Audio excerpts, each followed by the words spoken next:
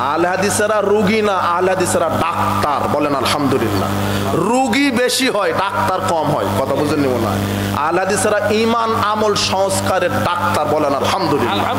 যেখানেই শিরক, যেখানেই বিদআত, যেখানেই কুফর, সেখানেই আহলে হাদিসেরা আন্দোলন করবে। আলহামদুলিল্লাহ, করবেই। এই জন্য হে যুব সমাজ, তোমাকে এই যাবতীয় যত মিথ্যা ফেরকা আছে, বাতিল ফেরকা, মুসলমানেরা বিভক্ত হবে 73 কাতারে, এক দল যাবে সরাসরি জান্নাতে। বলেন আলহামদুলিল্লাহ। সেই দল কোন দল? নাম নাই, শুধু বৈশিষ্ট্য বলা হয়েছে। কি বৈশিষ্ট্য? আল্লাহর নবী বলছেন, যারা সার্বিক জীবনে কোরআন সুন্নাহ মেনে চলবে তারাই সরাসরি জান্নাতে প্রবেশ করবে। সালাতে, সিয়ামে, হজে, যাকাতে, অর্থনীতি, সমাজনীতি, রাজনীতি, সব ক্ষেত্রে যারা কোরআন সুন্নাহ মেনে চলবে। আজকে আপনি সব ক্ষেত্রে মানেন? মুহাদ্দিসগণ বৈশিষ্ট্যগত নাম বলে গেছেন। আল্লাহ বলছেন, ওয়ামিম্মান খালাকনা উম্মাতুন ইয়াহদুনা বিল হক ওয়া বিহি ইয়াদিলুন। আল্লাহ বলছেন, আমার সৃষ্টির ভিতরে একটা দল হকের উপরে থাকবে। সূরা আরাফের 181 আয়াত। কয়টা দল হকের উপরে থাকবে? একটা।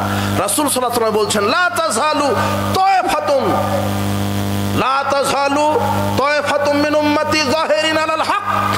আল্লাহ বলছেন, কিয়ামত পর্যন্ত আমার উম্মতের একটি দল হকের উপরে বিজয়ী থাকবে, বিরুদ্ধচারণকারীরা কোনো ক্ষতি করতে পারবে না।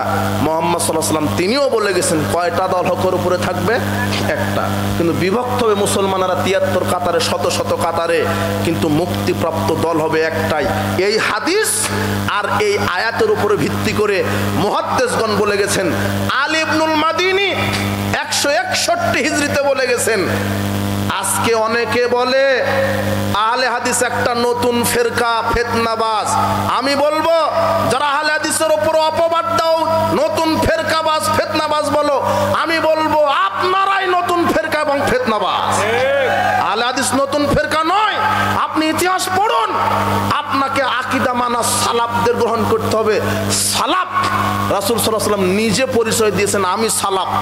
6286 নম্বর হাদিস, আল্লাহর নবী বলছেন, ফা ইন্নী নি'মাস সালাফু আনা লাক। আমি তোমার জন্য উত্তম সালাফ, আমি সালাফ। সালাফ মানে পূর্বপুরুষ, সালাফ মানে সাহাবায়ে কেরাম, সালাফ মানে তাবিঈগণ, পূর্বপুরুষদেরকে মানতে বলেছেন।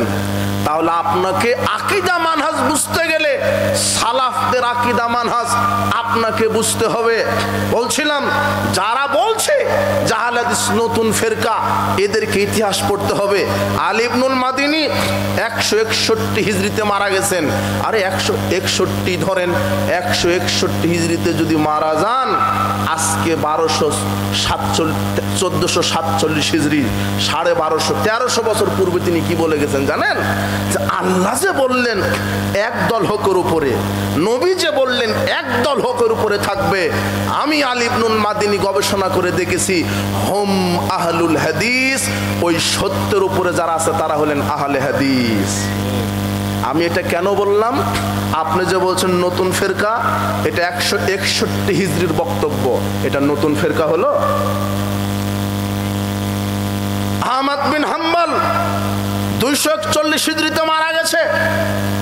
আজ থেকে 1200 বছর পূর্বে বলছেন, লাইসা কওম ইনদি খায়রাম মিন আসহাবিল হাদিস, আমার কাছে আহলে হাদিসদের চাইতে উত্তম কোনো দল নাই।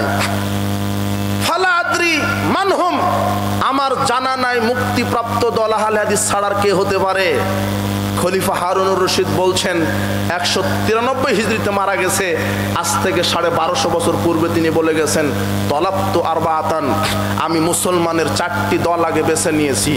ফাওয়াজাতু ফি আরবাআতিন, 4টি দলের মধ্যে আমি তাদের আকীদা আমল মানহাজ খুঁজেছি। খুঁজে খুঁজে দেখলাম তলাবতুল কুফর, আমি কুফরি খুঁজেছি। ফাওয়াজাতু ফিল জাহমিয়া, আমি জাহমিয়া অদৃষ্টবাদী তাদের ভিতরে কুফরি পেয়েছি। তলাবতুল কালাম ওয়া শাগাবা, আমি মিথ্যা কুতর্ক খুঁজেছি। ফাওয়াজাতু ফিল মুতাজিলা, আমি মুতাজিলাদের মধ্যে পেয়েছি। তালাবতুল কিযবা, আমি মিথ্যা খুঁজেছি। ফাওয়াজাতুহু ইনদা রাফিজাতে, আমি রাফেজি শিয়াদের মধ্যে মিথ্যা পেয়েছি। তলাবতুল হক, আমি হক খুঁজেছি। ফাওয়াজাতুহু মা সাবাল হাদিস, আমি সত্যটা পেয়ে গেছি আহলে হাদিসদের মধ্যে।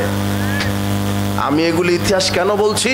সারফা সাবাল হাদিস একটা কিতাব আছে, আপনি পড়বেন, আবু বকর খতিব আল বাগদাদির লেখা, 5 পৃষ্ঠা থেকে 28 পৃষ্ঠা পর্যন্ত পড়বেন, আহলে হাদিসের ইতিহাস পেয়ে যাবেন।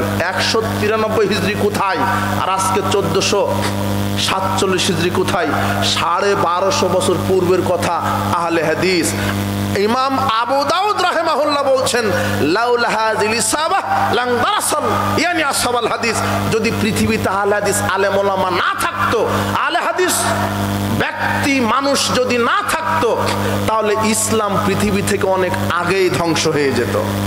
মানুষ শিরক বিদআতকেই মনে করতো ইসলাম, কিন্তু আহলে হাদিসের বাচ্চারা পৃথিবীতে একজন প্রতিষ্ঠা থাকতে মানুষকে শিরক বিদআত, প্রচলিত জাহেলিয়াত, কুফরি মতবাদের বিরুদ্ধে বাঘের মতো প্রতিবাদ করবে ইনশাআল্লাহ।